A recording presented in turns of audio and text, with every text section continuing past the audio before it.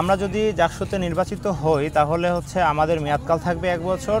এই 1 বছরের মধ্যে যেই বিষয়গুলো আমরা কাজ করতে পারবো সেইগুলোকেই আমরা দৃষ্টিভঙ্গি রেখে আমাদের প্যানেলের ইস্তেহারে দিয়েছি। আমরা যে 8 দফা দিয়েছি আপনারা সকলেই দেখেছেন, এবং এই 8 দফার মধ্যে আমরা বিস্তারিত দিয়েছি যে এই বিস্তারিত আমরা কাজ করব। যেমন আমরা কিন্তু আমাদের শিক্ষাকে প্রায়োরিটি দিয়ে, গবেষণাকে প্রায়োরিটি দিয়েছি। এর পাশাপাশি নারী নিরাপত্তা এবং যানবাহন, ক্যাম্পাসের পরিবেশ, সব বিষয়ে আমরা যেই মানে প্রচারণার সময় আমাদের ভাই বোনদের কাছে যে সমস্যাগুলো শুনেছি, এই সমস্যাগুলোই কিন্তু আমরা আমাদের ইস্তেহারে তুলে আনছি।